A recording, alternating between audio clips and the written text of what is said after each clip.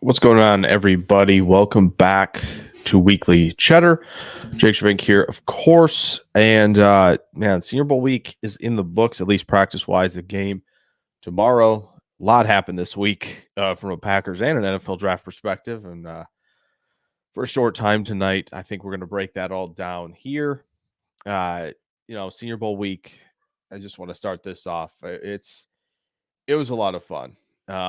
It always is, really. It's something where just watching like the NFL world just kind of descend on a little place like Mobile, Alabama, to watch guys practice for a few days. It is just genuinely very fun. It's very cool to see people producing content down there. It's cool to just watch people get excited about the content they're producing.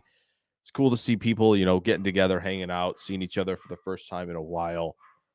And genuinely, it's really fun to watch the players bond, just watch them have fun playing a game, because I know that, the pros and the college, both those guys, they all enjoy it, right? They're all having a bunch of fun, but just see college guys just come together, for 1 week and just, see Michael Pratt and Joe Milton already have a handshake at the quarterback position, to see, you know, just the O line and D line running routes with the coaches throwing them the ball.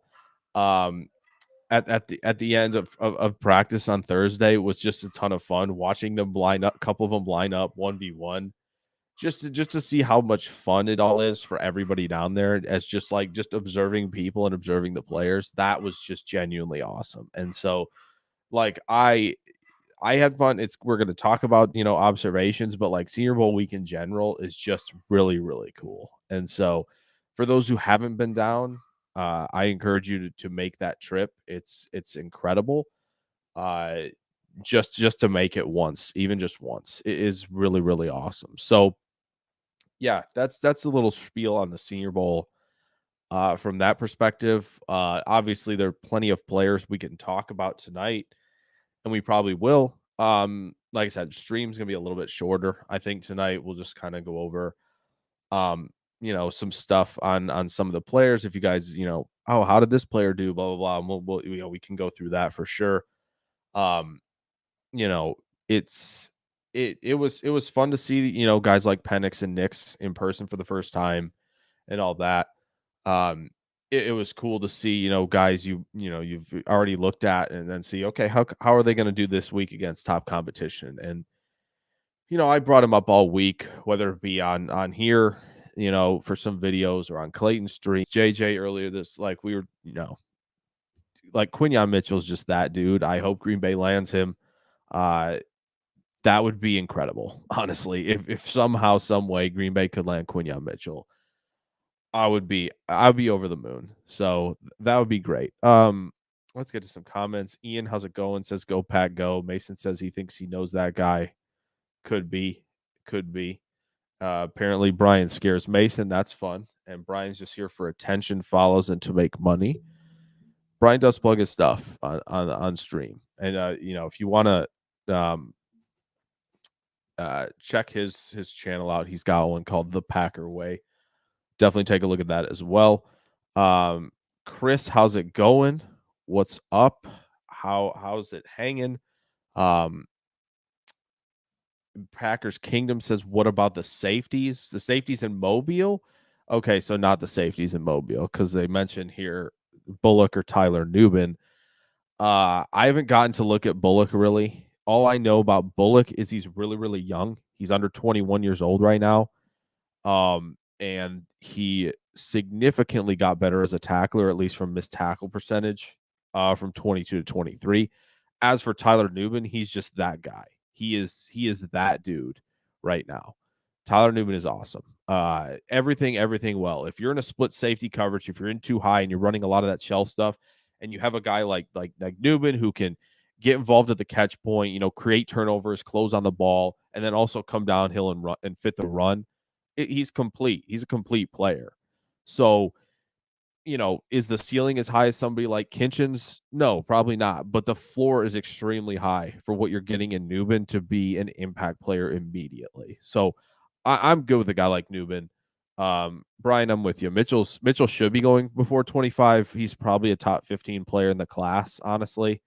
Check the boxes this week. The film's exceptional, so he's in cornerback one conversation with Terry and Arnold, in my opinion. I think it's those two at the top right now.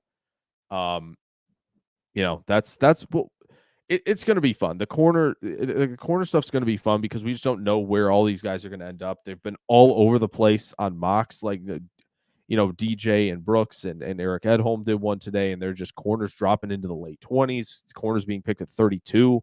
Like it's very weird. It's going to be an interesting cornerback group. Rakestraw you can throw in there with Kool-Aid, Wiggins, DeJean, Mitchell and Arnold. So Jacob Linter, hello, both on X and on YouTube.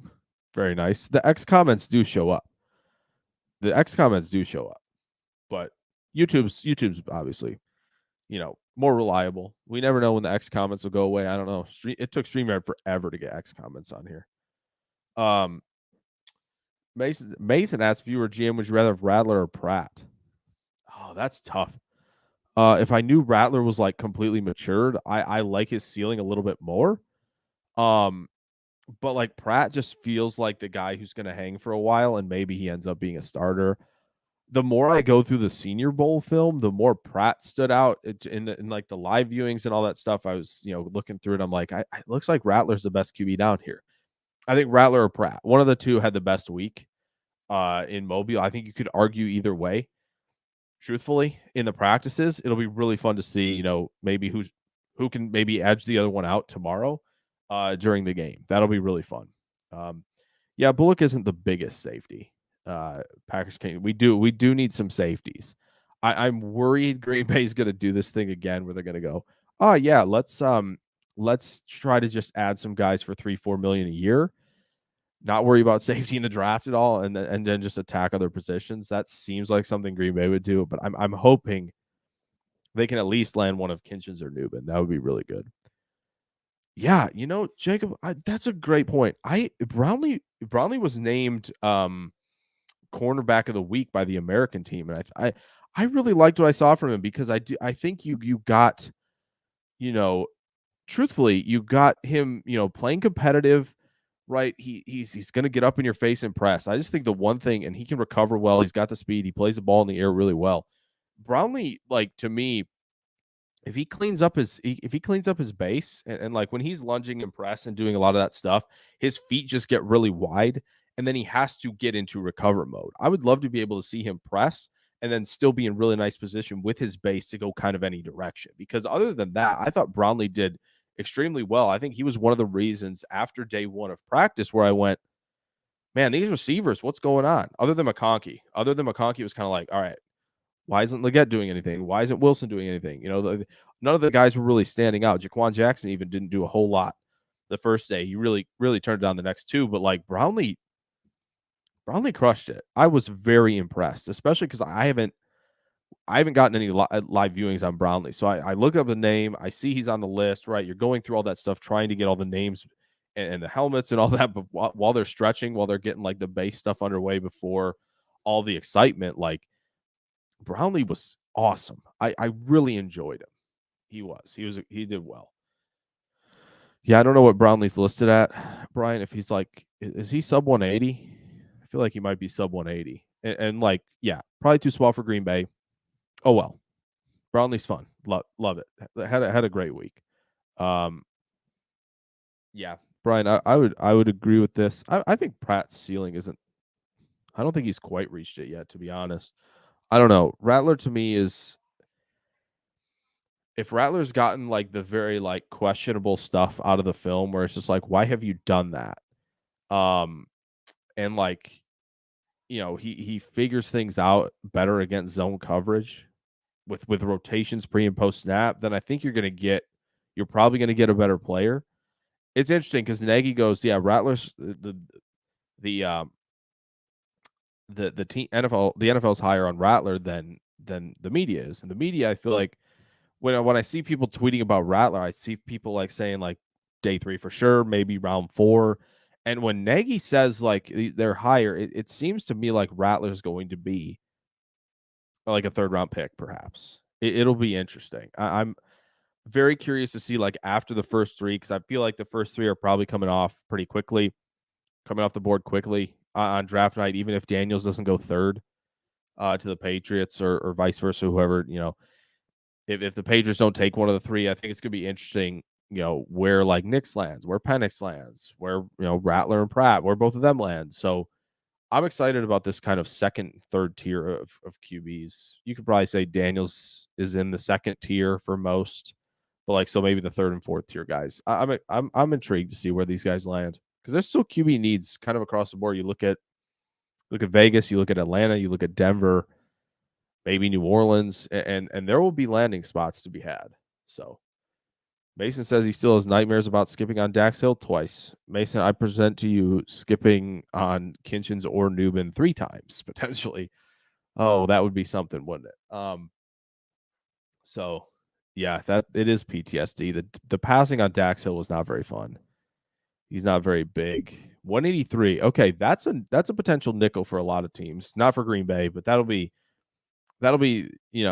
teams will look at that and go, okay, yeah, we'll try him at nickel. I'm sure I'm sure they liked what they saw this week, at least from a competitive standpoint. Technique potentially aside, I think they really liked, and his peers certainly liked what he did because he got voted, as I mentioned earlier, the American corner of the week of practice. So Packers Kingdom says, do you think McDuffie will be the second linebacker since he's worked with our new DC? Keep Campbell, draft a linebacker to learn. I feel like the linebacker room's probably not full. I imagine they're at least going to add one late or as a UDFA. They have enough picks. So I don't think the linebacker room is full. I think Eric Wilson's a free agent of some sort. I don't remember if it's an unrestricted or if it's restricted or exclusive rights, whatever, but I do think Wilson's a free agent. So it opens the door to at least bring in a linebacker who has some experience, obviously, depending on what Hafley thinks Walker should be playing, what his mind is for Walker's role, what his mind is for Campbell's role. I'm sure Campbell's going to be playing more off the ball into coverage. I can see McDuffie being, maybe the Sam, maybe middle linebacker, and you put Quay Walker. Sometimes you'll drop him on the line. It'd be very interesting if they did that. But it'll kind of come down to what Hafley thinks the current guys can play, and kind of go, okay, this is kind of what we need at the linebacker position. I don't think it's full though. I do not think it's full. Yeah, Pratt. I just like there's something about him. He was, and someone pointed this out. I think it was like Maddie Hudak who does a lot of Louisiana sports and might even do Tulane now. I know she did the Saints and LSU, but I think she works for like a Tulane site or the Tulane beat, and she's like, yeah, when you watch Pratt in practice, right, when he's not throwing the ball, he's talking to receivers a lot. So he's, kind of trying to get on the same page with them, maybe going, okay, with this route, against the corner aligning here, maybe he's talking about him, where you got to break this route off, what you have to do to attack. And I think that was really cool to just have that little snippet of video on Pratt. Okay, so Wilson is an unrestricted free agent. There you go. I do think the linebacker room then gets another linebacker at some point, whether it be, day 2, day 3, undrafted free agent. One of the 3 spots I imagine they'll address linebacker at some point. Doug, hello. Hi, Jake. Hello, Doug. If it came down to it, based on what you saw this week, how much better is DeJean than Mitchell and Kinchins? Big drop off. I know Newman is a safety, but where would he fit in? I think Mitchell's probably the best. I think he's better than DeJean at playing, at being alignment versatile at corner. I think DeJean, there are some limitations with certain coverages that he will potentially be asked to play in the NFL. DeJean would obviously be probably the highest ceiling player of the 4 of these guys, right? When you look at all the athleticism he has packed in and the versatility that he can provide, right? If you look at, okay, can he play nickel? Yes, he's proven that.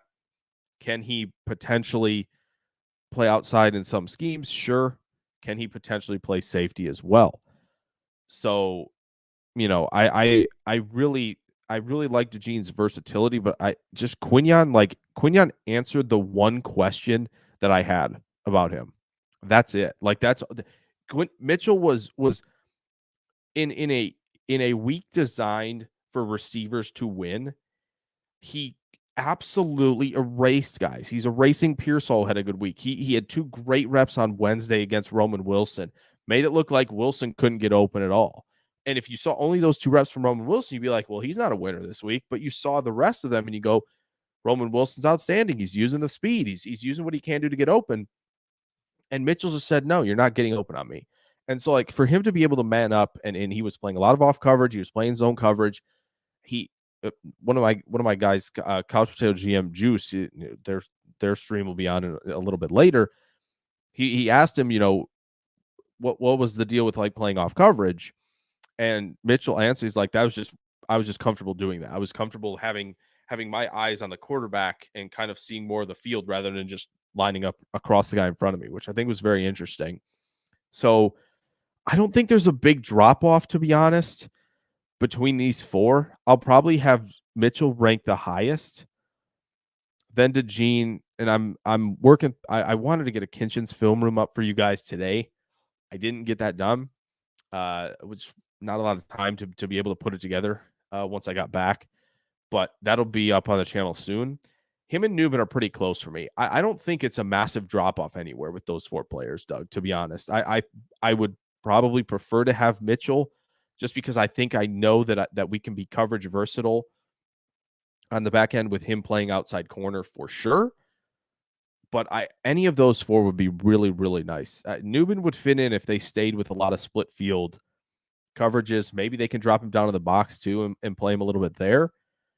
But Kinchin's will be that really exciting single high free safety if they want to play more middle field close. So it's just, we don't know exactly what Hafley is going to run. If LaFleur kind of told him, like, we're still going to run this, but we want you to be in the room with guys who can communicate. We want you to be in the room and be a communicator and a leader and all this, but we don't want to change the defense. I'm intrigued to see how this is going to play out. If there's anything that he mentions or it can be talked about with Hafley in terms of what they're trying to do, because that'll give us a really nice indication. And that might, Doug, between these 4 names, give me kind of an edge and like, okay, they're playing X a lot of the time. I need this player. This is the guy I'd prefer. So we'll kind of get to the point where we need to see what the scheme is going to end up being. Yeah, I do think it's a good point, Brian. McDuffie is a backup, a core special teamer, that kind of guy, I think is really, really interesting.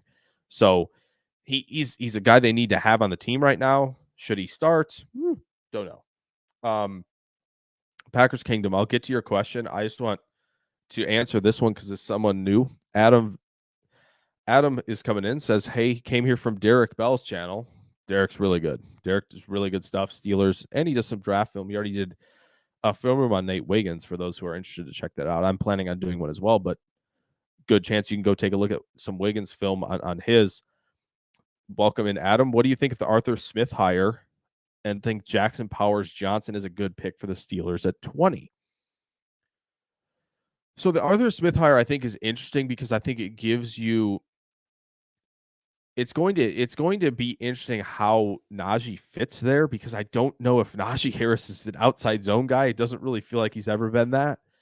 So kind of mixing in different run stuff for Smith might have to be the move, which I think that is a good thing. If you're going to be more versatile in your run game, I like that a lot. I think it opens the door a little bit for Warren, which is, I'm sure, is exciting for you guys, no doubt about it. But I don't know if Warren's the type of guy that necessarily needs to be someone who's getting 20 carries a game. But if they're versatile in their run game, I think that's very interesting. Could give Kenny some stuff on play action where you're hitting the middle of the field with guys like Freiermuth, with George Pickens, who can kind of house call stuff on the dig routes. And so like that, it's interesting because I think there's personnel there. Obviously, you guys still have a QB question that needs to be answered, but I do think it gives you a chance for Pickens to show out. I think if Smith really likes Freiermuth, he's going to give him a lot of opportunities. Maybe he gives Darnell Washington some opportunities, more so than he already had. But I do think that it's not a terrible hire per se. It's just worried about the Najee fit for the most part, and then, solving the QB situation. Because I don't think it's inherently bad. It might be better for Arthur Smith to get back to just like, okay, offense is what I need to focus on. Tomlin's got the rest as a head coach. It might work out. And to Jackson Powers Johnson, I mean, Pittsburgh does need a center, right? Mason Cole's fine. Guards are okay, right? I think based on what I've seen from Pittsburgh this year, but I think that Powers Johnson is, I don't know if I've seen an offensive lineman have a better week down there than him in the entire time I've done this. First time I went down for practices was 2019. I'm not sure I've seen a better week of practice from a guy. And the film backs it up. He's a people mover, down block, he can move people off the ball, which is really good. He's got the quicks to be a reach blocker. He can handle himself in zone blocking. You can pull him and get him out in space to knock guys, on the ground. And in pass protection, he's just very nuanced and very technical for somebody who, really burst onto the scene with one really, really strong year. I don't see why. I mean, Pittsburgh, not really ragging on Pittsburgh, but they aren't afraid to go running back in the first, right? They aren't afraid to kind of go their way in the first round, which is fine. If JPJ's there, having two JPJs would be really fun, but like Jackson Powers Johnson would be excellent for them. Center guard versatility, I think you'd rather have him at a more valuable position, in my opinion, at center. Man, he would be exciting because you watch him in pass pro, he can kind of play low hand, high hand, where sometimes you're punching with the high hand, but you have control with the low hand and pass protection. When he gets too close in a collision, he does a great job backing his feet up to get some more space. He can sink his hips, right? He does a really good job anchoring. There's so much that Powers Johnson is really, really good at that would just really help the run game. It would really help who's ever playing quarterback next year, Pickett or Rudolph or whoever else, if they bring somebody else in, like a Ryan Tannehill maybe. But I think Powers Johnson would be excellent. So, Adam, appreciate you dropping in with the Steelers question. We take any draft questions here. Absolutely. Obviously, there is like a Packers sort of theme, but this is also a draft channel. So always appreciate the questions. Thanks, Adam, for dropping by. Brian W says for the DBs, it'll come down to their 40 times. Yeah, I certainly think that's part of it. Green Bay wants to see the athleticism out of these guys. It's really going to be, yeah. I think there's a good chance DeJean and Mitchell are both off the board by time Green Bay picks at 25, which stinks. But I'm intrigued to see the testing, the corners. I'm also really intrigued to see what Wiggins actually weighs at. He's listed at 185. That's a little small. So we'll see on that. William Herman, hello. How are you doing on this fine Friday evening? William, he says Kinchins or Edgerrin Cooper in the first round. If I had to pick between the two, I'm going to go Kinchins. To me, Edgerrin Cooper is a nice player at the linebacker position. Not sure I'm spending a first there. I like him. I do. I think there's a ton of range he plays with. He kind of, to me, is great at getting around blocks, has a plan to get around blocks. He's not the best when he's, engaging with an offensive lineman to try and get off a block. That's where he has to get better. But he has like that sort of Nick Bolton like trait to him where he is just kind of finding a way to dip or get around or kind of, almost read step somebody into thinking he's going to go one direction and he gets around them another way. He's got a great ability to just skirt blocks, get around them as best as possible. Nice range, to the screen game, to the perimeter game, right? Outside run. He can handle a lot of that. But yeah, I like his play. I think he's good. I think Kinchin's ceiling is a lot higher at, to me, a position that needs more help at the moment. So I'd be team Kinchins in the first round over Edgerrin Cooper. So yeah, anytime, Doug. Anytime. That was a really good question. Obviously, throwing 4 different defensive backs in there. A lot to that. I like the depth of that question. It was great. I appreciate it. Brian says Packers also prioritize arm length with DBs. They certainly do that. Yes. Adam says DB in the first. Wow. Okay. Write it in. Okay. Interesting. I do think DBs. It's probably their priority. It's just a question of are the guys they really like going to be there, right? That's what's interesting, and what the scheme's going to look like in terms of okay, we want this corner over this corner. So, and this is why he scares me. Oh, whose blood? Yeah, comment. I got you.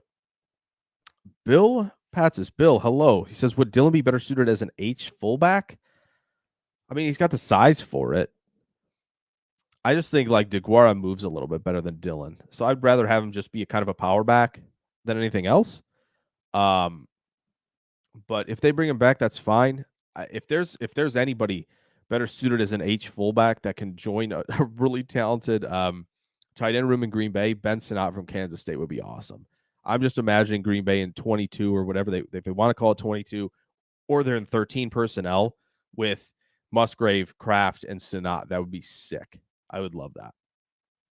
Brian says he misses Mason on Twitter. Oh, thanks, Adam. I appreciate the subscribe. Yeah, Adam, I'm actually going to do, by the way, a film room on Jackson Powers Johnson right after I get the Kinchins video done. So if you want to check that out, that should be on the channel very soon as well. At the very latest Monday. So I'll have a lot more thoughts on Powers Johnson in a video like that. But I appreciate the subscribe, Adam, and appreciate the question, of course. Adam Huddle says Green Bay cares about that cone time. They certainly do. They want guys who are agile enough to handle a lot of coverage responsibility and a lot of area responsibility on certain plays. Adam says was definitely rooting for Green Bay against the Niners. Bad pass by Love at the end, no doubt about that. Yeah. Hopefully, it will continue to develop for you guys, especially with those young receivers. Yeah. It's a tough thing, Adam, because on one hand, was it just really nice from my perspective to just beat the Bears to get in the playoffs? Yeah, absolutely. Then it was kind of like, oh wow, they beat San Francisco, or not San Francisco, they beat Dallas. And it was like, oh nice, they won a playoff game with such a young team. And so like part of me was like, they lost to San Francisco. They're a young team, it's okay. But the other part of me goes, well, Green Bay beat the two teams they would have had to play to win a Super Bowl, which is very tough. Go to Detroit, which they've already done. They won in Detroit, and then play in a neutral field against Kansas City, who they beat this year at Lambeau. Like that's tough. And so like that's what's so difficult. It's like when you get to this point and you start making each of these steps, it's like it'd be nice to just win and get it done. They hopefully they learn a lot from the loss, honestly, and Jordan learns from that throw, trying to do too much. That was really tough. Very much Brett Favre-esque there. He looked a little tight. He looked a little like he was aiming most of that game, the ball, instead of kind of letting it rip and trusting, what he had done the second half of the season. But hopefully he learns from that throw and the team, kind of comes back really, really hungry. So yeah, I'm excited to see, especially how Wicks and Reed do in year two, especially how Kraft does in year two. I think Wicks and Reed are better than Watson and Dobbs personally, but I'm really excited. It's a fun young receiving core, no doubt about it. Packers Kingdom says we need a deep rotation on the defensive line. Yeah, I think it's decently deep right now. Right, you have Slayton, you have Clark, you have Wyatt, you have Brooks. And you've got Wooden, who can kind of do a little bit of everything. And there's a chance Van Ness and Gary get some more versatile looks in this defense. Not guaranteed, but there's a chance. So they're deep-ish, I think, along the defensive line. But I do think that, they probably need – it would be nice to have kind of another trump card, per se, either like a guy who can just kind of do everything on all three downs like a Byron Murphy, or, you get a run defender that's really good like Chris Jenkins, or you get a pass rushing, defensive tackle like a Newton, or who else am I thinking of? A Leonard Taylor. That's what I was thinking of. So, yeah, I think it'd be nice to add to it. There's no doubt. The Green Bay has enough capital. They can go that direction at some point if they desire to do so. So, Mason says, you and I like the same day 3 centers in 21. We did talk a lot about those guys. When we did our first pod with the fellas, who are some late day 2 and day 3 centers that could challenge Myers? That's a good question. Mason, it's funny because Drew Dahlman has done decently well as a run blocker in the zone scheme that Arthur Smith was running, which is kind of cool to see. It was nice to see Dahlman at least doing well in that regard in Atlanta. Brian kind of answered it for you, though, Mason. I do like Sincere Haynesworth. He's got a lot of experience, a lot. I don't know.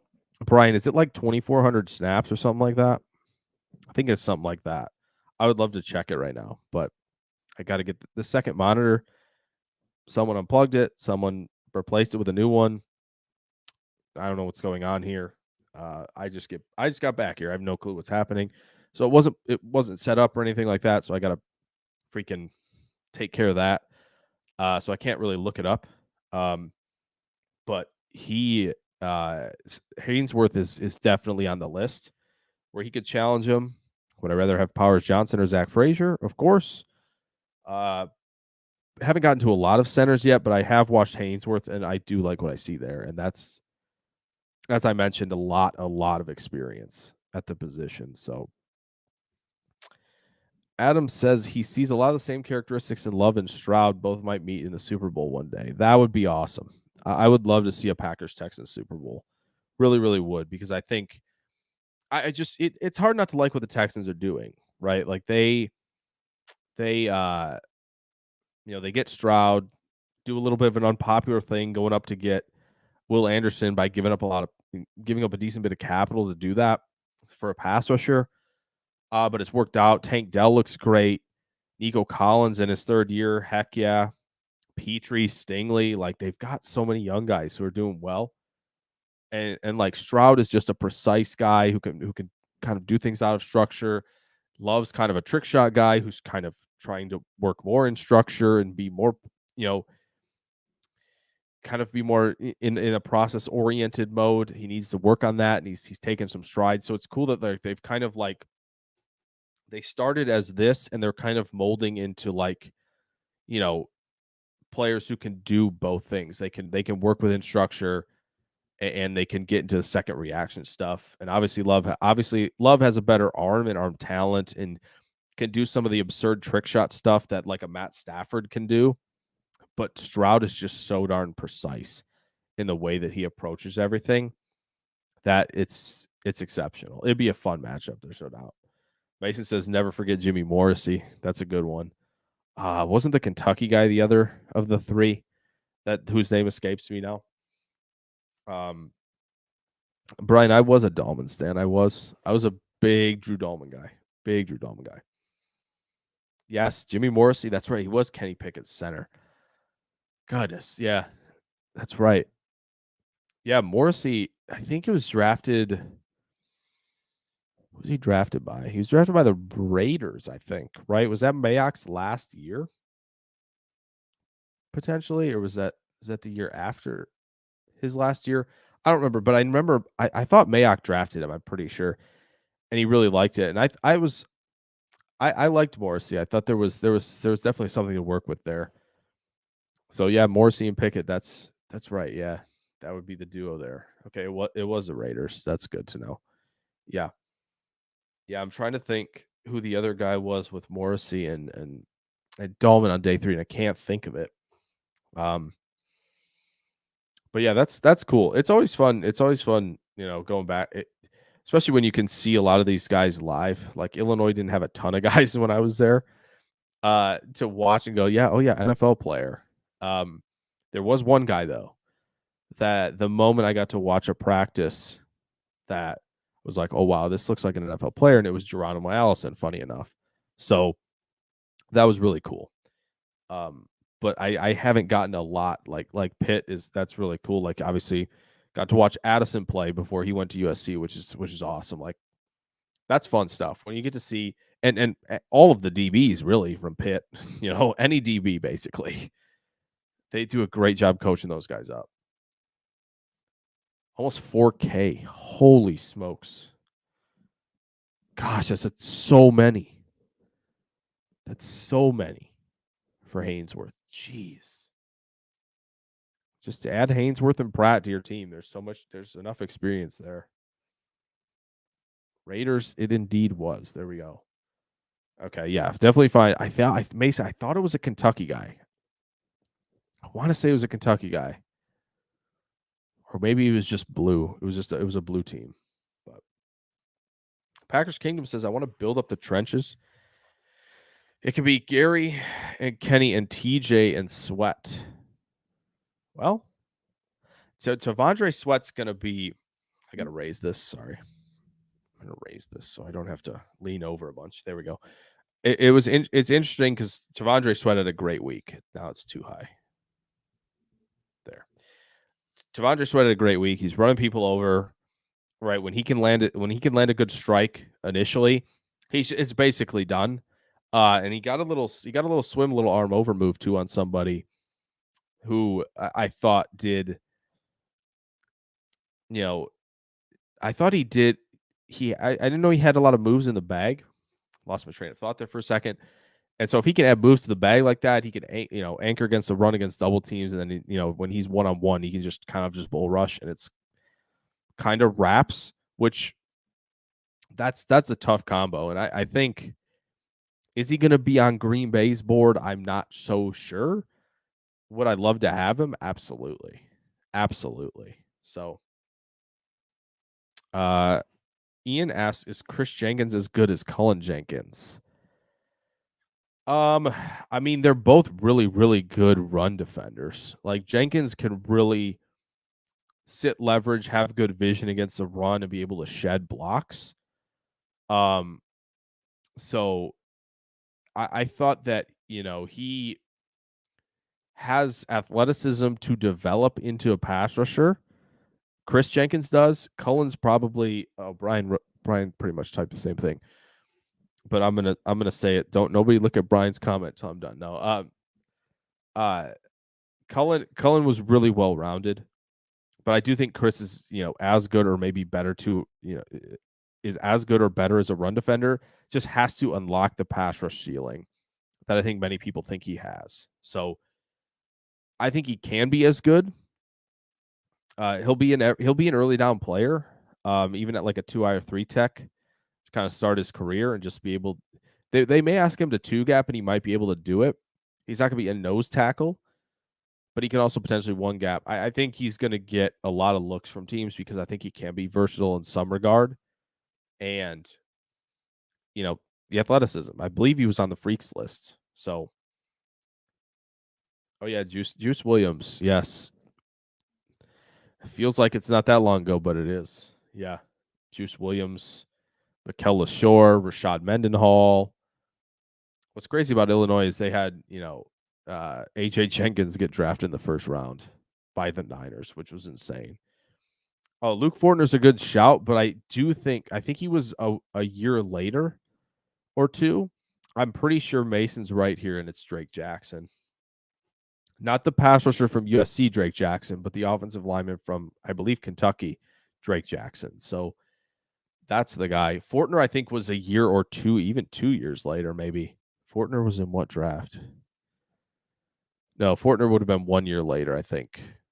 So, yeah, because Fortner, I think, he was 22, because I think he's been in the league 2 years now. So, but yeah, Brian says the same thing with the Chris Jenkins, Cullen Jenkins question, similar size, Cullen better pass for sure. Chris can be better. There you go. Brian even said he can be better. I say it could be as good, but there you go. Packers Kingdom says cutback or trade. Yeah. I don't think what I would do. Oh man. I just feel like he's not going to go anywhere, and Green Bay's just going to kind of ride that contract out rather than try to find a team who's going to be interested enough to give any sort of valuable pick away to acquire a guy who's been hurt for a long time, has struggled to stay healthy, and, is probably a year or two from being done. I just don't think I just don't know what anyone's going to offer. I know Rodgers is probably going to be in the ear of Joe Douglas and be like, I want him.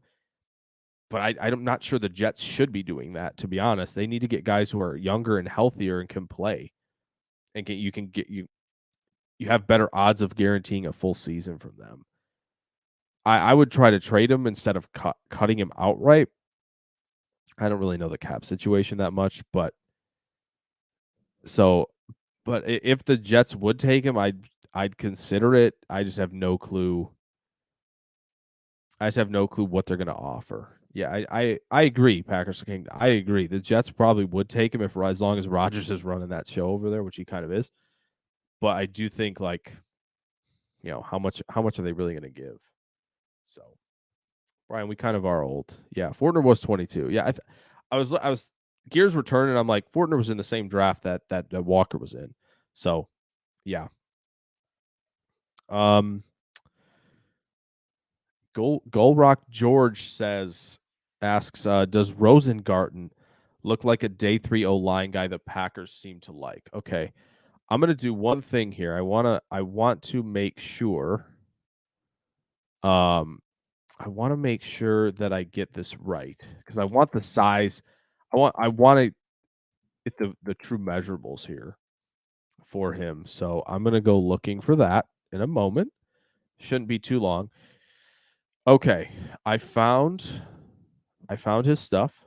He is, at least at the Senior Bowl, comes in at 6'5.5", 311, 33 and an eighth inch arms, which is a little shorter. I would defer to Brian on the arm length there. 33 and an eighth. That's a little bit. That might be a little bit shorter than Green Bay wants the position, but like the height weight stuff is well within what Green Bay likes at the position. They really like the taller guys, and they like guys, but usually between 310, 320. I think so. The length may concern them a little bit, but he might be worth a swing on day 3 if he gets to that point. Mason says, who are some guys you've liked in recent drafts that have been buried deeper on depth charts that you could see moved this offseason or preseason? Holy smokes. What a question. Goodness. Trying to think. Been buried deeper on depth charts. I know, yeah, De'Ami Brown's a good one. Man, who's been super buried? That's really the question that I'm trying to think of at this point, because like there's some Bears guys that come to mind, but they got a lot of starts. They got at least a lot of snaps. And so that's a question I will have to revisit and come back to. There's so much there that we could discuss if I had preparation time. I don't know, like Ardarius Washington being kind of buried in Baltimore, but I just don't know where he's going to play because, well, that's I guess the point, right? That's the point of the question. Ardarius Washington, getting a chance somewhere else because, like, I know Geno Stone's a free agent for Baltimore, but like Williams and Hamilton are their guys. So if they play Hamilton more on the roof, I guess, then maybe Washington gets a look or two. That's the name I would think about. Boy, that's the one that comes to mind. I'll have to dive into that a lot more. Packers Kingdom. I got to this one when they took the pay cut. Adam Huddle says, according to Ken on Twitter, it's like 99% chance Bach is cut. So Goody, I know, mentioned this because he was asked this, where it's like, oh, yeah, Bakhtiari, we're still working on him, kind of getting healthy. I don't. It seems like the Bach situation is difficult because obviously Brian W points out we need the $21 million in cap relief. Absolutely. I know Ken Ingles does a lot of the cap stuff. It just, to me, when Goody talked about Bach, it seemed like it was more like, well, he's trying to get healthy. Would he really say that if somebody was somebody was going to come calling in a trade, would he be like? Would he say? Because I mean, Goody has definitely been more honest when it comes to stuff like that, but just seems like the way he mentioned it, the way he talked about it, made it seem like that nobody has really asked about him via a trade, and that he's just going to be back in 2024. So Adam Huddle says, "How you were old? You actually watched Rodgers get drafted live." I did not. I barely knew about the Rodgers pick at the time, to be honest. I know my dad was pretty stunned about it. Um, but that's about it. I do not remember that at all. So Adam says, "Man, Rosengarten really hurt Washington in that championship game. Has to be a guard." Yeah, I just, based on some of the film against top competition, I can't imagine he goes higher than day 3. I don't know. I got to look back at the Senior Bowl stuff if he got any reps at guard. It seemed like he did okay down in Mobile. He didn't do great. Uh, he's a taller guy, so there are going to be times where, as a taller guy, you have to be able to sink, to sit down, right, to get your butt down, to get your knees bent, and so guys aren't dipping and bending underneath you. That's the biggest problem with Rosengard. There were 2 reps that I saw during practices where I went, yep, that's the problem. He's just playing too upright. And when you play too upright like that, when you're going against guys like Adisa Isaac from Penn State, who can really dip and get underneath and, kind of, bend enough around the arc, 5 to 7 yards into the backfield, which is where you need to be. If you're cornering after 7 yards, it's probably not a great rush, but if you could do it, in that 5 to 7 yard range, you're in good shape. It seemed like guys were doing that at the 6-7 yard mark, and he just didn't have an answer. He didn't have his hands down. He wasn't, sinking well enough to handle guys like that. That's the problem. That's where he has to keep working at it. And I imagine that, just based on that, based on top competition, like I already mentioned, it feels like he is a day 3 guy. 33 and an 1/8 inch arms isn't the best thing. Also, playing on the outside, we'll have to see if it shows up in film. I just feel like, to me, it was more, either getting close to crossing your feet, the base getting too wide, and then he's playing too upright. That were my initial thoughts and concerns. So Balaga was 33 and a quarter. It's a little bit more than Rosengarten, but not much. Maybe they do go that route. Donald Krieger, hello. He says, he asks, I should say, are we thinking rookie starting safety or free agent starting safety? It could be both. Really could be both, because I don't know if I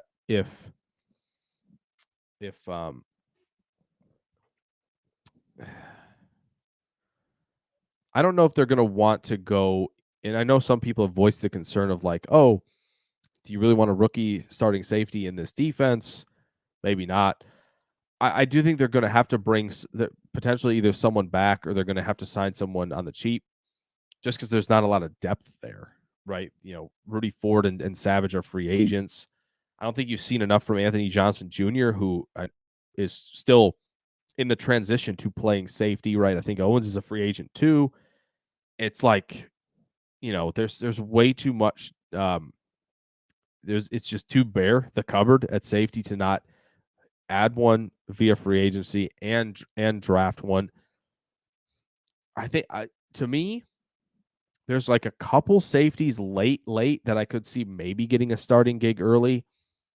But if they're going to get somebody who starts right away, it's got to be early. It's got to be Kinchin, it's got to be Newbin, maybe Bullard, but probably not. Bullard might be a little too small for Green Bay. Might be more of a nickel to them. Then it gets interesting, because Keaton Oladapo was one of the day 3 guys. Maybe he played himself into day 2. He had a pretty good week, but it just seems like Green Bay has to address this position. And I think there's a point either at 25 or 41, Donald, where I think, one of Kinchins or Newbin might be the best player on the board, depending on how many corners come off. where they kind of force their hand. They go, yeah, the safety's the best. We're going to do that. And then I think either one of those two is a starter. I do think there will be a free agent sign that will start because I'm not sure they have a starter right now. Anthony Johnson Jr., I like him. I thought it was a cool pick. A lot of people nailed that late. But he's still working on that transition. He played a lot of slot in college. So, he's still working on becoming a full-time safety. And now he's going to have to potentially be we'll see, but potentially be in a new scheme.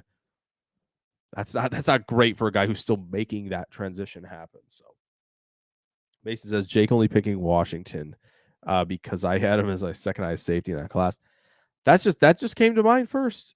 You were up in that area of the country. So you mentioned De'Ami Brown already. No, but I get what you're saying. That's funny. But yeah, you mentioned De'Ami, and I'm trying to think. I'm like, yeah, who's in that area? Who's in that area of the country that I could think of? Oh, the Ravens usually have pretty good depth.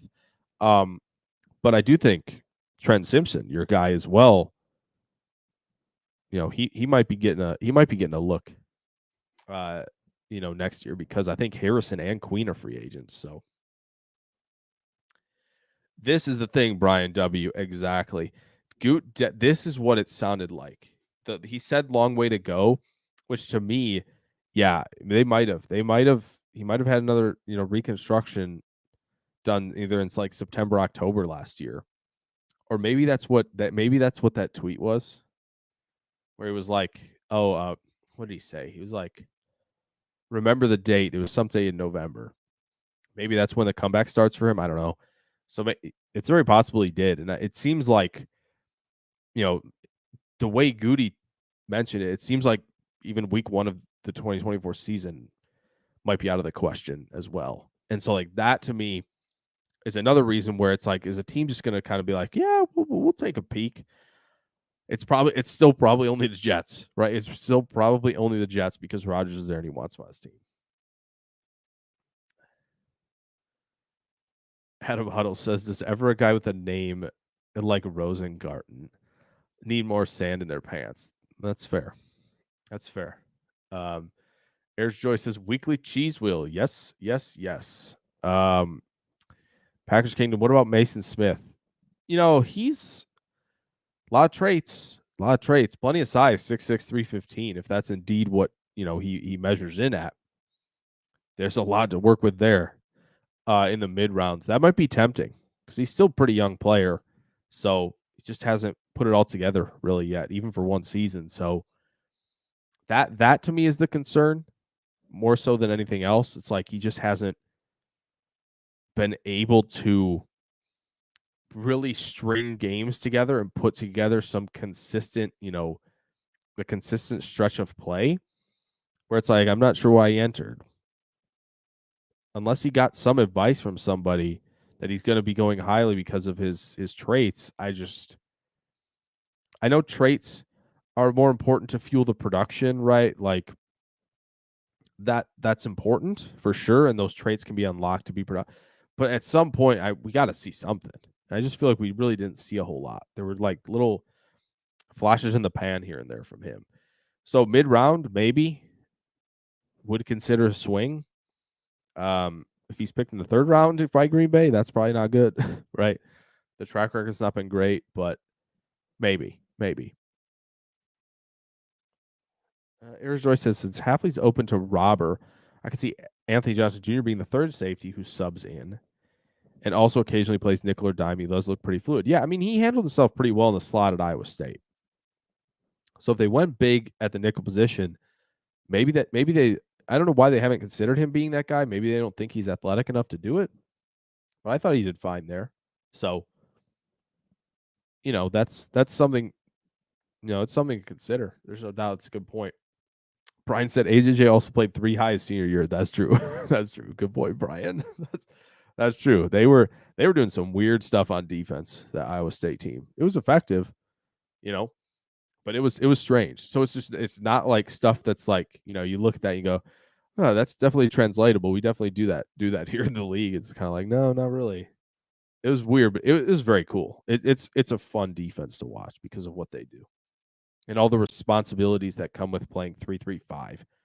from a lot of different alignments. It's cool. Adam asks, what kind of player do you see James Williams as? He has the measurements of Hamilton, maybe a Kyle Hamilton light. Actually, Adam, he initially, yes, I think he was listed around 215. And Brian Maffey and I were having a conversation about this a little bit where it was like James Williams, apparently Miami didn't adjust his measurements because Adam, he came in at 6'4", 230. So he came in pretty big, and he looked big down in Mobile, to the point of like it seems like James Williams is playing linebacker, to the point of now it's kind of, I don't know if the Hamilton comparison is still there. The measurables without this jump in weight, sure, 6'3", 6'4", 215, that's right along the lines of a Hamilton, no doubt about it. But it seems like he is making the effort and determined to play linebacker in the league now. I don't think at 230 you're going to be out there at the nickel, right, playing overhang a whole lot in the role that Baltimore lets Hamilton do, and then also play deep safety like Hamilton gets to do. Maybe if he had stayed at the 215, at the 220, but he was exclusively at linebacker at the Senior Bowl. It just seemed like that was his goal. That was his mission. I'm going to play linebacker at the next level. So that's the only reason why I would say probably not, just based on what happened down in Mobile at this point, of like him just committing to the linebacker spot. So yeah, the Kyle Hamilton, it's going to be tough to find another Kyle Hamilton. It really is. Like Cooper DeJean has an outside chance. He just hasn't played a lot of true safety like Hamilton has. And so that's really the one question. I think he's got closing speed to have some range at safety, but he really hasn't played it enough.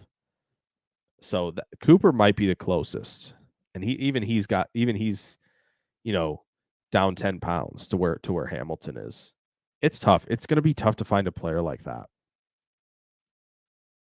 Ayers Joy, I think referring to Johnson Jr., he could grow into a quality sub who rotates in and out. Yeah, I think it's very possible. There was a reason a lot of people were really excited about the Anthony Johnson Jr. selections because of, the size and kind of the projection into a potential versatile playmaker. Brian says he was a big De'Ami Brown guy as well. Adam says, man, seeing guys like Hafley leave shows that college football is in trouble. Yeah. And then saw an article Chip Kelly might be looking. Yeah, I thought Chip Kelly was interested. There's still a few offensive coordinator jobs open, right? And so, would he go to Washington? Maybe. We'll see. Yeah, it does seem like the college landscape is very much shifting into, there's 12 to 20 teams that are going to be able to poach a lot of the recruits away with bigger NIL money, I mean, and it's going to make it tough on a lot of coaches, on a lot of staffs where, it's fun to work with guys and develop guys for 3, 4, 5 years. And it's just probably not going to happen anymore with a lot of guys just hopping around. It's tough. It is tough. And let me get this out there, stay in front of this. NIL's great. The players should absolutely be paid for how much the college football and the NCAA makes, and it's a dangerous sport, right? And so for them to be getting paid, absolutely, that should be happening, no doubt. But at the same time, the poaching of players it's tough because it's just programs like Boston College, Wake Forest, on the ACC side of things, like in Illinois and Indiana, Purdue, they're going to struggle a lot more because you got big Big Ten programs in the area going, hey, we got some more money if you're playing really well. Like, come on down. Your Missouris, your Arkansas, it's going to be a lot tougher. It stinks. It definitely stinks. Chip Schudy's not a good head coach. He definitely, yeah, the head coach, again, Brian, I think you nailed on the head. Probably just a guy who needs to be an offensive coordinator and be pretty darn good at it, right? There's Joyce says, as we reach the hour mark, right on the dot, says Anthony Johnson Jr. could probably do Could probably just as well at nickel, occasional robber or savage, lots of questions at safety. But if I had to pick a free agent position Goot would trade for, it's safety. Yeah, maybe he's looking. He did say he's like, well, we got a lot of capital. We could acquire some veteran players. That was weird to me because it's like, well, then maybe you just keep Rasul Douglas and you don't trade him away. I thought the plan was to reload Young again, right? I thought that was the plan. So that was weird, but it's not a super strong draft class at safety. Rod Moore going back really hurt, really hurt. And so that was difficult to see him go back to school. But there's still some guys. There are definitely 2 to 3 dudes, and there's still some guys like a Torrey Taylor, like a Dadrian Taylor Demerson, a Keaton Oladapo. Like there's some still some decent mid-round safeties, but it did thin out a little bit. There's no doubt. Brian asked, Williams got snaps at linebacker at the Senior Bowl, right? Yeah, exclusively. How did he look? He looked okay. Miami dropped him into the box a ton anyway, right? So he was showing off the power, getting off some blocks, tackling really well. He didn't look out of place at linebacker, especially with the size. Like he was taller than pretty much everybody else, right? At the linebacker position, other than maybe Peyton Wilson, I think. And maybe Cedric Gray. Cedric Gray might have been close. But I do think like he might have, he's probably still going to play off the ball because their athleticism is pretty good overall for a linebacker now. But he can still fill downhill with some force, and that's exciting. I know Adam mentioned is like, could he be Kyle Hamilton? I think based on already what I said, like he's just kind of pulled himself out of that conversation a little bit. But I think it could be an impactful linebacker, at least in a rotation. So, linebacker, they've still got some guys in the class as well. This is a good question. Adam asked, what position group is the weakest in this class? Also, what round does Iowa punter Torrey Taylor go in? Torrey Taylor was booming the ball, and Torrey Taylor was booming the ball. Like he was punting it well distance wise, but he was also like he's like, so there some punters are, to kind of pull out the golf analogy a little bit. Some punters are just really good drivers of the golf ball, right? We're like, yeah, I got 70 yards, sure, anytime. And then there are guys like Torrey Taylor who are like really savvy, with like a wedge in their hand, right? Like, oh, I can knock this 80 yarder to 4 feet, right? There are guys like that. Torrey Taylor also has that where he is, coffin corner pinning guys at the 4-yard line. He's getting stuff to backspin at the 1 or 2 where they were running some special teams drills and guys were getting down there to down it. And so, when he can hit those high spinners and let guys get underneath, like he is going to be really impactful. And obviously he's got a lot of experience punting because Iowa gave him a lot of chances to punt. So like he's exciting. What round would he go in? I don't know, 5th, 6th, maybe 5th, 6th. I don't know if anybody's going to take him higher than that, but we've seen it before. So I would say 5th. Let's go 5th round. I think someone will do the 5th. But what position group is weakest? Oh, to me, I think it's running back or linebacker. I think those are the two that are weakest. There are some that are still not great. There are some that are still below average, but I think those two, off the top of my head, tight end's not great either. It'd probably be one of those 3: running back, linebacker, tight end. Those are probably the weakest 3, in my opinion. Right? Wide receivers, obviously load, tackle, interior is fine. D-line solid. Edge is fine. Yeah, it's probably one of those 3: linebacker, running back, or tight end. Packers Kingdom asks, can Newman cover tight ends? We have trouble covering tight ends. They could maybe man him up, but like he is probably just going to be really, really good at in a cover 2 high shell split field. Like he's just going to be really good there. in Fangio schemes where he's going to be able to, stay in zone, read the quarterback's eyes, break on the ball in a lot of different coverages, deeper down the field, and then he's going to be able to be asked to fit the run and do so with authority. I don't know if you're going to want to man him up exclusively on tight ends. Could he do it? Maybe. That's where I'd probably rather have a guy with Kinchin's speed to do it, or Javon Bullard's speed to do it. But I don't see why Newman couldn't. Just not what I think of with Newman right away.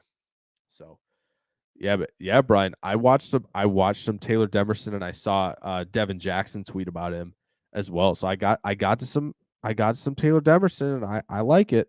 And Oladapo did well in Mobile. I wasn't thrilled on day one. You go look back at some of the practice tape from 1, 2, 3. Whoo, Oladapo stock, baby, all the way up. Adam Huddle asks, can Green Bay trade 24 capital for 25 capital so they can trade up next year with the draft in Green Bay and get that safety kid? Oh, Caleb Downs. That's the problem.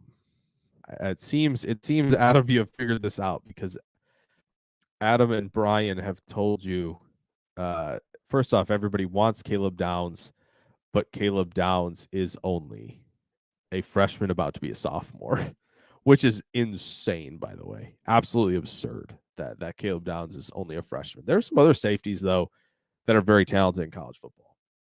So, Rod Moore. You wouldn't trade up for him that high, but Rod Moore's a good player. I think A&M has one, or Notre Dame has one.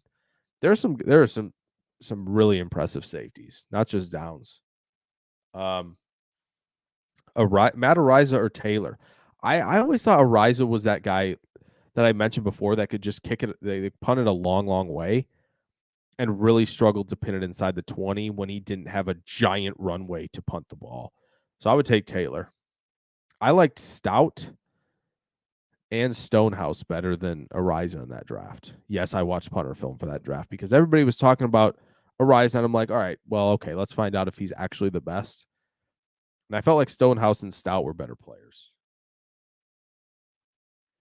Ayers Joy says running back is weak, but the stud at the top in Brooks. Yeah, the problem is like the stud at the top in Brooks tore his ACL, and that's what really hurts the class. That stunk. It's tough. But him over Benson, yeah, I think I'm there as well. As long as injury, ACL reconstruction and surgery, everything goes well. Mason says, remember we had that linebacker. I do remember we had the linebacker button for you on the show in 21. Yeah, based on our conversations and what you've brought to the show tonight, it does seem like it is safety. It is safety. Always bringing up Hill, right? As like somebody they should take in. Yeah, it does seem like your team safety now over linebacker. Welcome, Mason, to team safety. It's good to have you. Over team linebacker. I'm a day one. Yeah, tight end is pretty bad. It's not great. It's just like Bowers.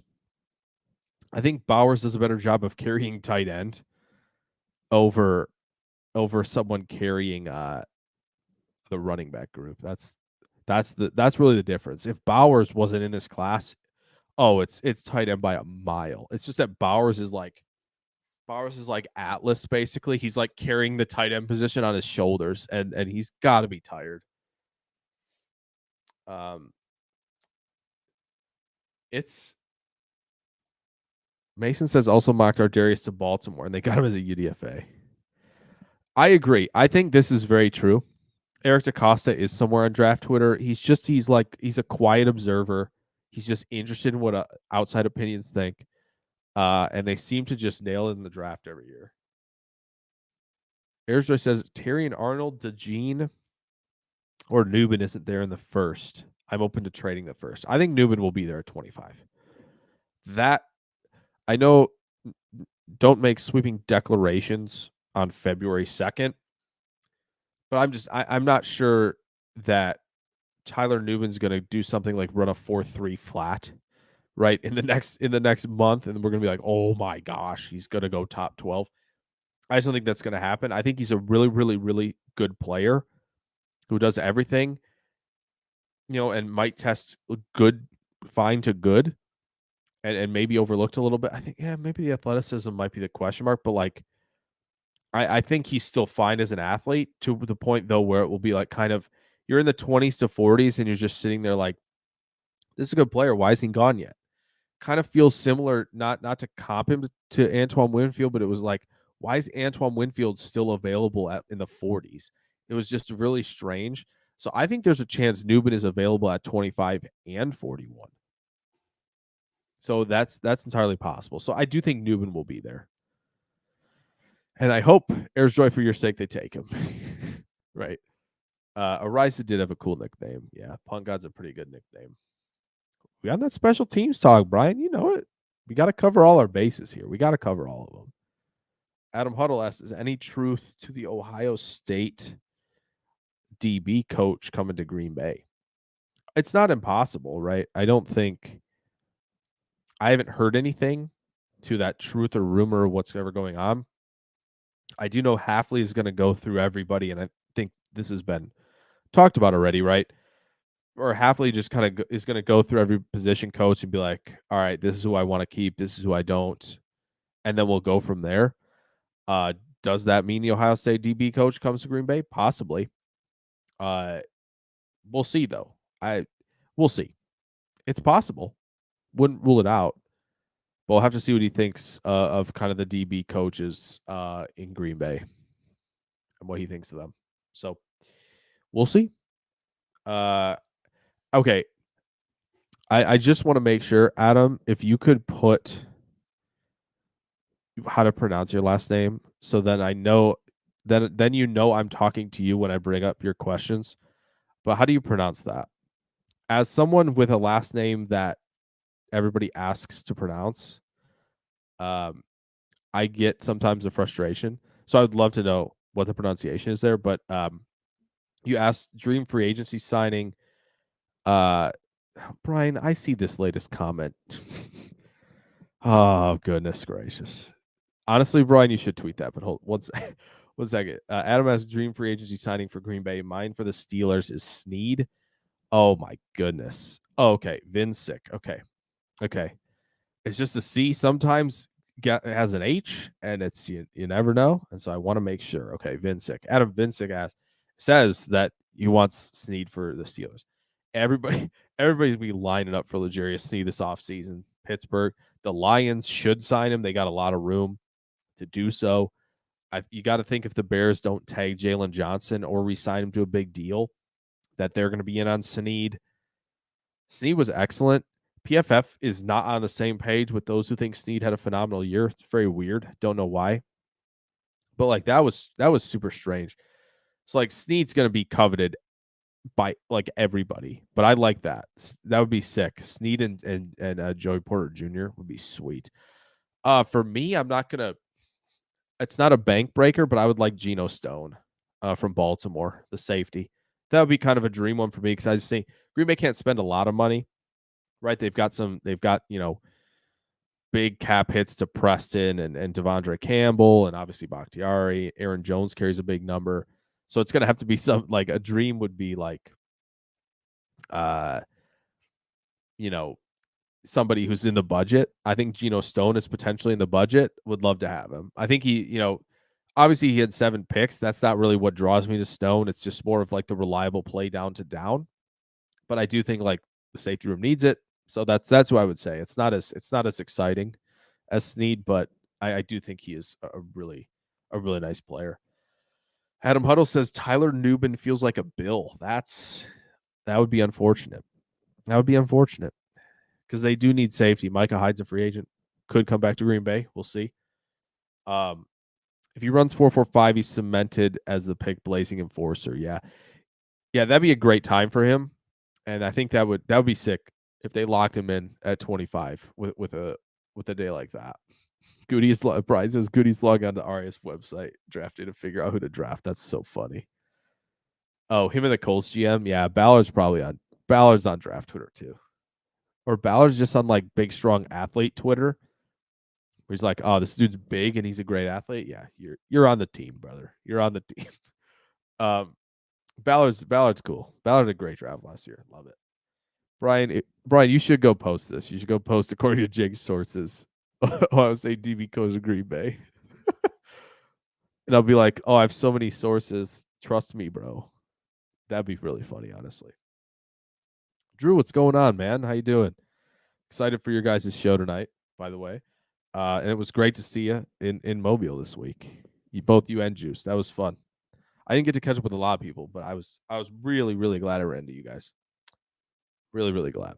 So hope you're doing well. Hope you're well rested and have gone through a lot of Senior Bowl film for tonight's show. Um, yeah, because I mean it's a whirlwind of a week, and especially for you guys who are getting all the 1v1s on camera, right? If you want me to do it, I'll do it. I think it'd be really comical, Brian. Why, Brian? Why should we take ourselves so seriously on Twitter? Might as well do it for fun. Yeah, Mason, we were on this. We were on Ballard taking Brents. It's too obvious. It was too obvious, right? And I'm worried, Mason, that he's going to be a Cooper DeJean guy as well. This is probably what it is. It is what it is. It's going to be a Cooper DeJean guy once he tests out of his mind. It's going to be tough. It's going to be tough to see that. Didn't the Packers fire the strength and conditioning coach? Yes, they did. Hope, and I agree, Ayers Joy, hoping bye-bye to hamstring injuries, especially for Watson. No doubt. Yep, Brian confirming. Yes, they did. Brent's was awesome. I'm excited for him in year 2 in Indy for sure. And yeah, that's right, Ayers Joy. You were big on Musgrave. Adam Huddle says, does anybody still believe in Jeremy Chin? I don't know. I don't know. I mean, I think we were hoping he had more in him than what his role currently is. Most people who liked him, right? Yeah, I still believe a little bit. Hopefully, he can find a new home and really cook. Maybe he's the new Green Bay box safety. I don't know. We'll figure it out. I'll be on board. Just because I want to break down Jeremy Chin film and talk about how good he was in Mobile as a small schooler. So sure, I'll jump on the train. I'll believe. Adam Vincic says I've seen Geno Stone live. He's from the Pittsburgh area. That's sick. Same high school as Malik Hooker. Oh wow, look at that. Dang, they're churning out some safety play. That's pretty sick. That honestly is a nice Hooker and Stone are like actually a really nice duo. Even if you're playing like single high, if you're playing too high, they can handle themselves. That'd be a nice little duo. That's cool that they were from the same high school in the Pittsburgh area. That's sick. Tiago asked, "Do you see they, meaning Green Bay, surely taking Jackson Powers Johnson if he's available at 25?" I don't think so, only because I don't think they're really Green Bay's really big on like, oh yeah, we got to get a center primarily um a center who can also play guard. It doesn't seem like their first round their MO in the first round. It just doesn't seem like it. Would I think a lot of Packers fans like the pick? Yeah, because he's just an absolute dog at center. He's a stud, technically, physically, like he just does it all. I personally don't see them doing it. I would like it though. I would like it. Drew says still prepping now. It was good to meet up. Yeah, man. It was. It was. Thank you. Appreciate that. Yeah, got home today. Had that long drive in the morning. I didn't drive, but it was a long trip in the morning to get to the airport. It's tough. I'm a little tired. I'm a little tired, I will say. But gonna make it through the show hopefully here and catch your guys as well. So awesome. Glad you guys made it home safe as well, Drew, and I'm fired up to see what you guys have tonight. So might see if we can send all the folks here over there, perhaps.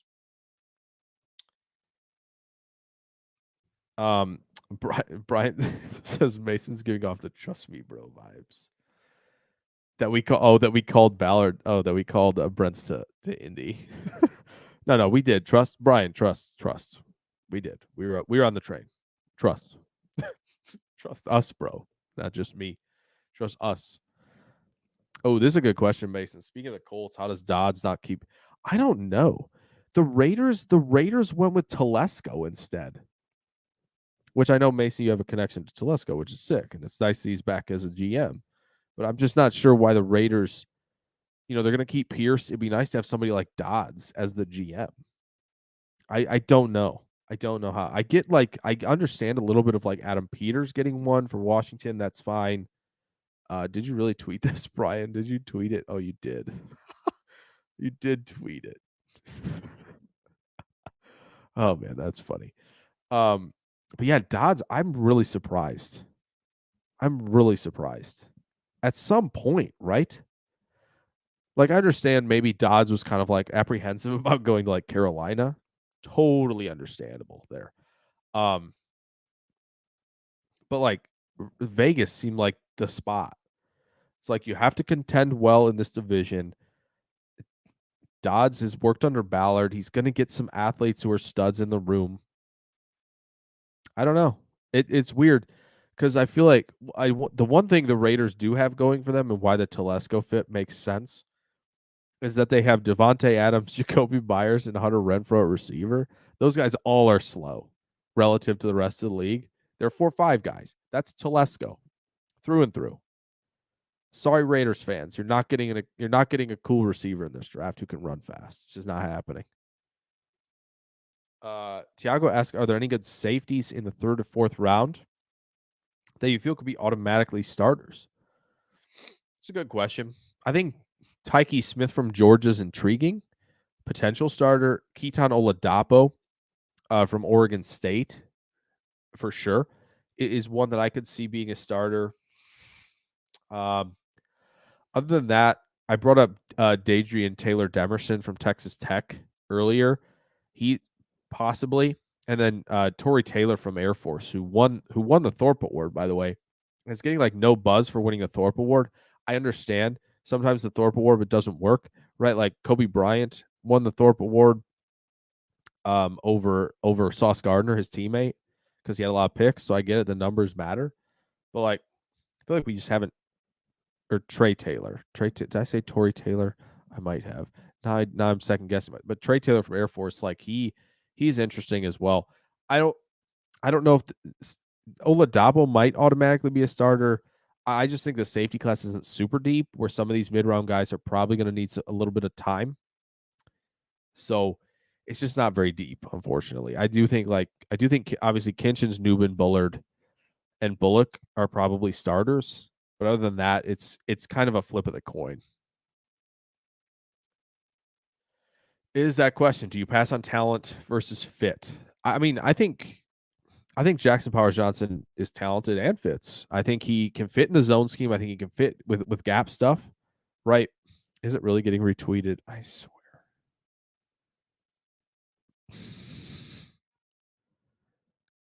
Oh man, that's funny. Okay. That's great. But you pass on talent versus fit.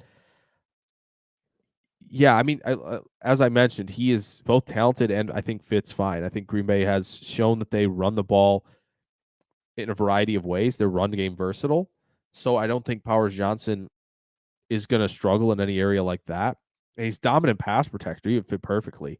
I do think you made a great point though of like, okay, is he the best player available on the board when Green Bay picks? He probably is.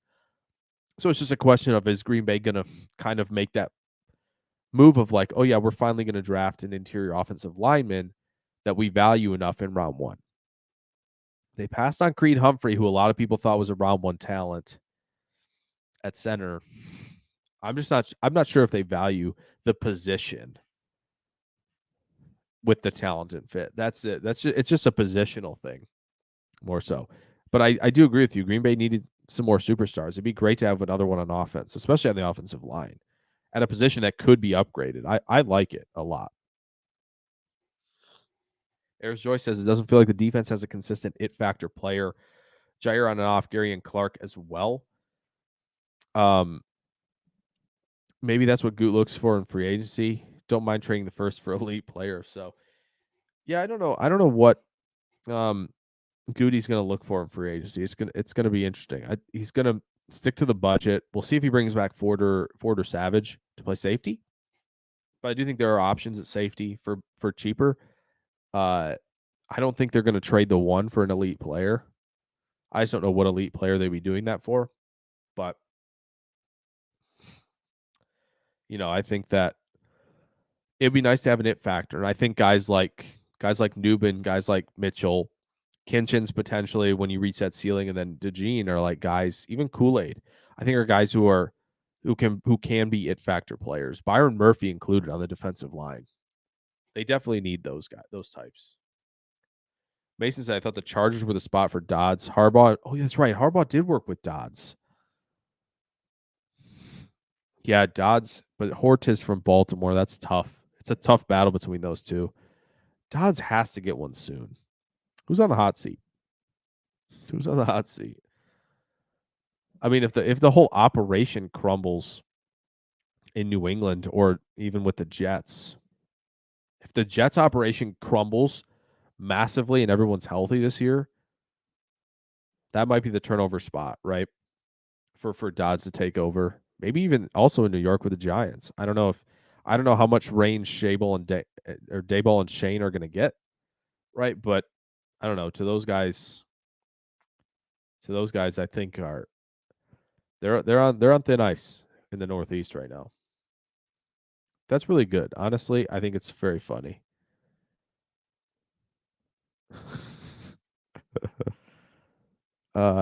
I got to retweet that eventually before people get the wrong idea. We'll handle it. It's fine. Airsjoy says comparison between Herbert and Allen, who throws harder, who's better? Curious that Chargers got mentioned. Thought big arm QBs.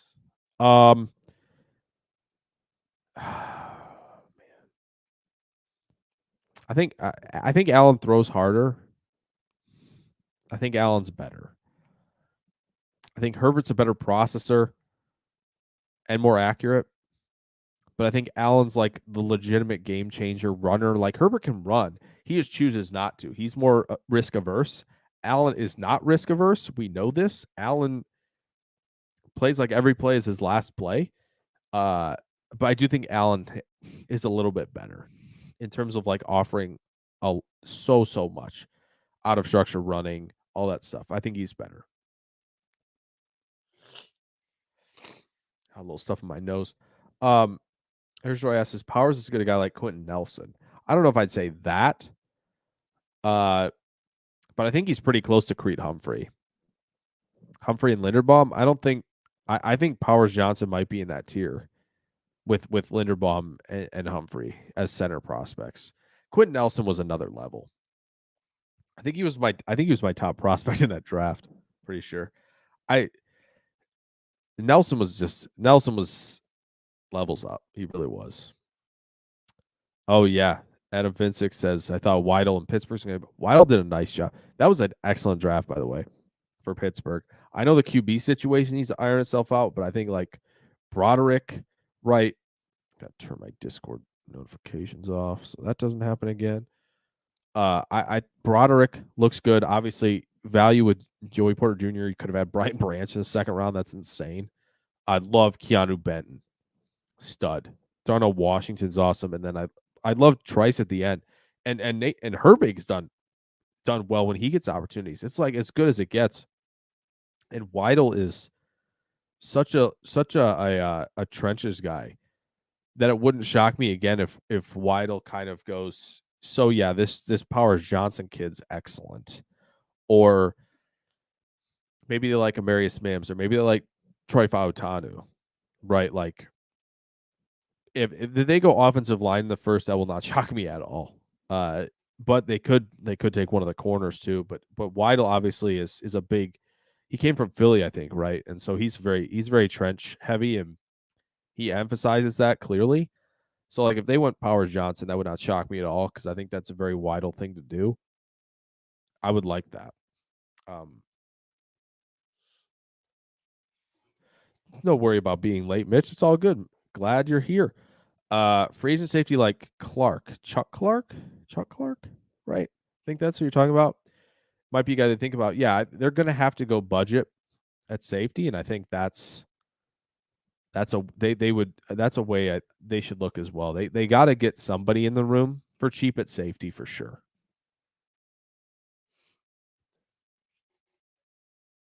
Excuse me. Airjoy says, I actually like you mentioned risk averse because Love isn't like that. No, he's not. You watched it.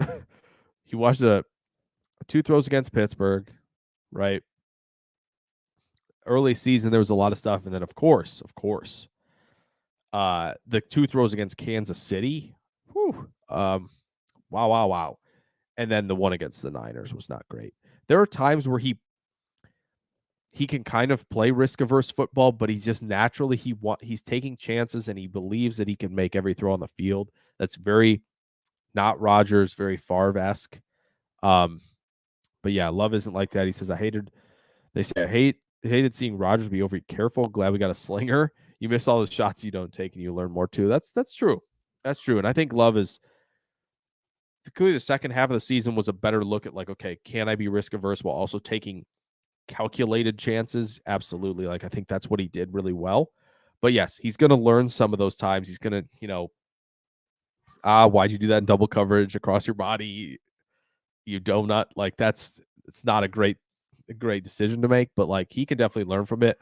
But he can make the trick shot throws that some guys in the league just cannot make. Like, time where he's just kind of rolling. It was at Detroit in the Thanksgiving game. He rolls away. He throws it all the way back to Malik Heath. That's just a stupid good throw, right? He's turning. He's completely whipping himself around to get back, into where he should be to whip one to Wicks on the run, moving left against the Chargers. Like, he slings it. It's great.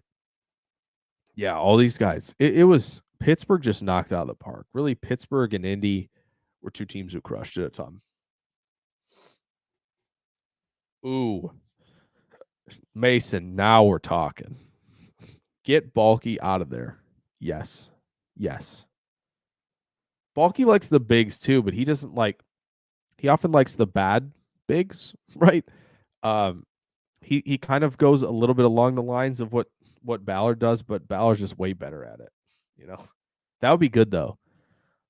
It could be a complete rebuild. If Jacksonville underperforms again, they're gonna have to get a head coach. Oh, Mason.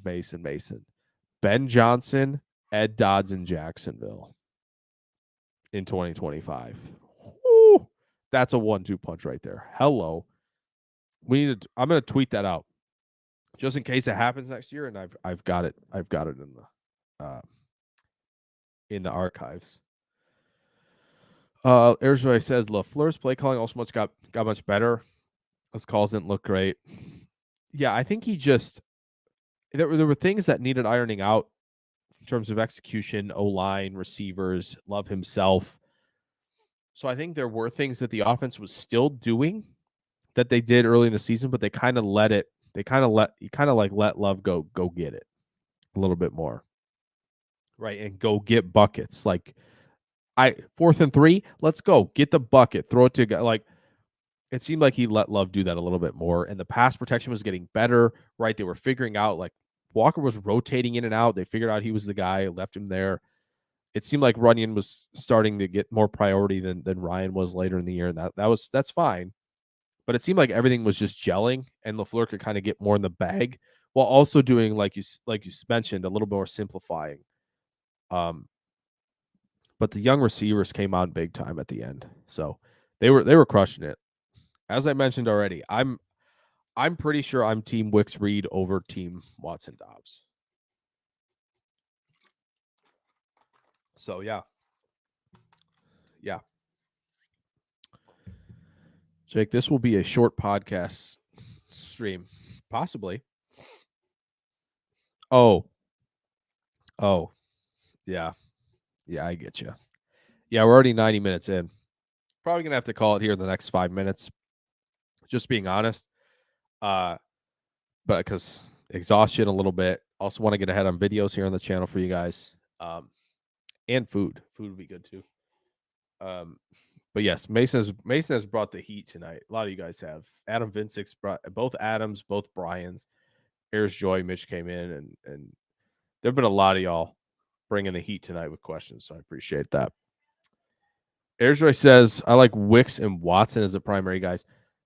Let the healthiness happen. I do think if they're an 11, it should be Wicks and Watson outside and Reed at slot. That seems obvious to me at this point.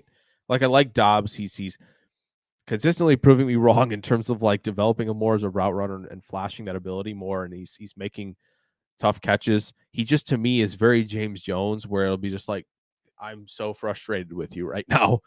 You have dropped an easy one. And then he's making crazy plays. And I go, yeah, that's you, man. It really is. He really is James Jones in many ways.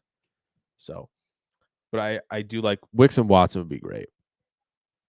Great.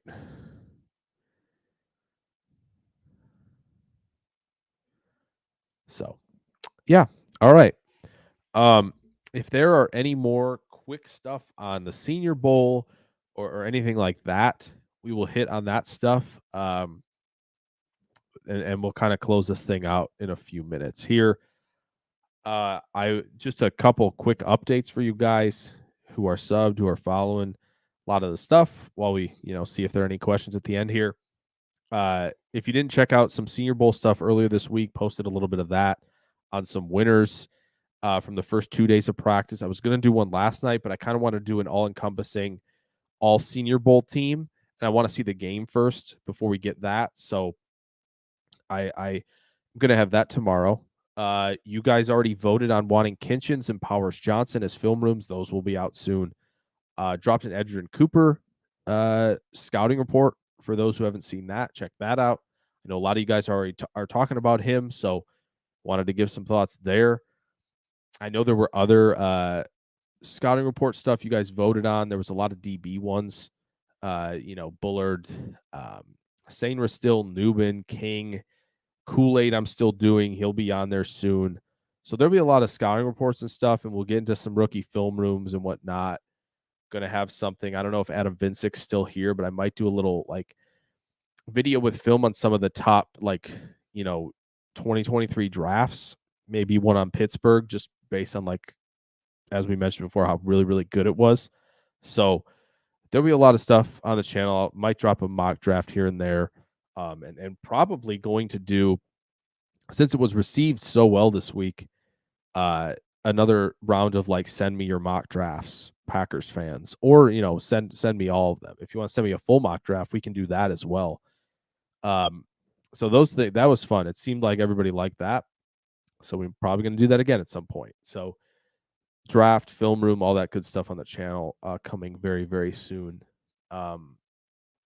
Thoughts on Rattler? I did cover him a little bit earlier on when we started, of just he's slinging it. He's got a good arm, right? He can kind of get to second reaction plays pretty well. He knows when he's got man coverage, and he's aggressive and precise when he takes advantage of that. I just think his processing against zone coverage needs to be better, but I thought he had a really, really nice week. I would love to see him have a really, really good game. So that'd be good.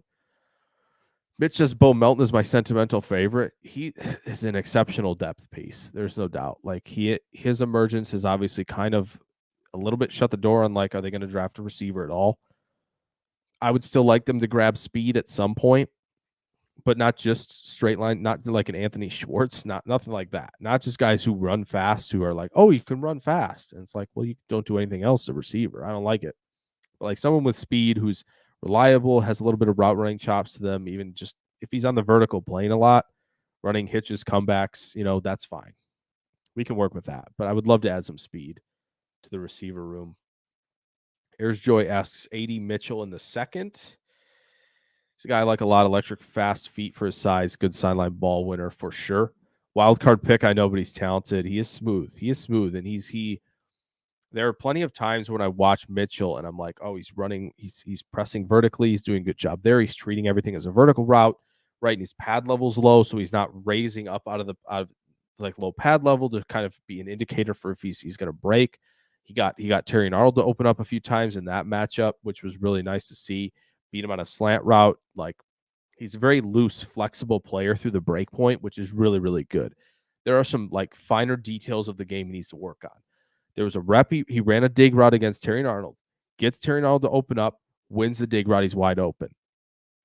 problem is he sits there and waits for ball to arrive rather than going to get the ball at the catch point, allowing Arnold to come back into the picture and break up the pass. So it's like little things that Mitchell needs to do a little bit better, but the upside is tremendous, tremendous. Like that's probably a player Carolina should be looking at to help Bryce Young out. Because I just don't know like who else. Because like Mitchell can get open, and he has proven that he can get open against top competition. There are guys, and he can play through contact. He can win through the air. Like he was really good in that regard, and he is really good in that regard. And Carolina needs that reliability. Obviously, would love him to to be a part of Green Bay's team. That would be sick, right? Put up points and points and points. But like I don't know. To me, he's a fit, but like maybe pressing the receiver button a little too hard. But yeah, he would be a decent deep threat. And he's obviously got really, really good size in the frame. So, and we have a lot of guys. Yeah, we got a lot of guys who can get open. AFAM is dropping in from Clayton's chat, I think. Who's this year's Sean Clifford? Jordan Travis. I think it's Jordan Travis. I'm pretty sure. That's probably who I would say this year's Sean Clifford is. Jordan Travis from FSU would be my pick as of now. Packers Kingdom asks, what about Thomas from LSU? That would be perfect. Thomas describes everything I mentioned. Like he's doesn't have the full route tree right now, but he's like a really, really good deep ball receiver, right? He can win vertically down the field. He's really, really good hip sync through the transition break point, gets open on the curl routes, the hitch routes, all that good stuff, and has the upside to expand that route tree. But the ability to win down the field, that's big. That is big. So, any chance the Pack draft a QB? Possibly, if they want to give Clifford some competition or they're not sold on him being the backup. It will not be Carson Beck, though, Antonio, because Beck went back to school. Who would I like? I would love to have Michael Pratt from Tulane be the backup. I think he might go too early for Green Bay to pick him to be the backup. But that would be somebody I'd really like. Michael Pratt from Tulane, who I thought had a really nice week down in Mobile. First day, he was kind of throwing some ducks. Wind was getting to the ball a little bit, but he settled in. He was really communicating with his receivers well. So I thought, from day 1 to day 3, Pratt took a really, really, really, really good steps in the right direction. Yeah. So there you go. Carson back to school. Mitch asked, did Joe Milton right the ship? Not really. He looked hesitant to throw some of this. He just looked a little hesitant throwing the ball. And he has obviously incredible velocity, and he threw some really nice balls during the week. One-on-ones, he had a couple guys vertically. He did some nice things in 7-on-7 where he could kind of thread the needle because the velocity is exceptional, what he can put on the ball. The problem is accuracy with stationary targets was a problem with him in like drills, and it just feels like even with the velocity, there are times where he's looking at 7v7, he's looking at 11s, and they were doing red zone work where he just wasn't. He saw it and he didn't let it go, and that was shocking to me. So he's like hesitant and like things are spinning in his head. It looks like when he's practicing, where he just doesn't. He's not fully confident in what he's reading out, and he's not fully confident to make the throw, and that's not a great combination to have. So I'm obviously there's upside there, but I just not there. AFM says, any good BC defense prospects to pair with the new DC? Well, there's one guy that was down in Mobile this week who I thought he played well. I don't think he was not really like a dominant player per se. But I thought he did solid, and I'm trying to find his measurables so I can talk about him for a minute here, and I don't know where he is. Maybe he didn't measure out. You don't like to see that. I'm looking right now, AFM. I promise I will get to this if I can find him on here. Where are you? Where are you, BC? My guy, where are you at? Here we go. Elijah Jones, 6'1" and 3/4, 182. That's a little small. Maybe a nickel player, but probably there's not really anyone on BC's defense that stands out. Obviously, Christian Mahogany, the guard. Because I don't there aren't a lot of BC guys that are jumping off the film, but like Jones obviously was a late add to the Senior Bowl. Um, he could be a nickel player. He could be a nickel player. He almost did. He almost stumped me because I couldn't find the measurables for Elijah Jones.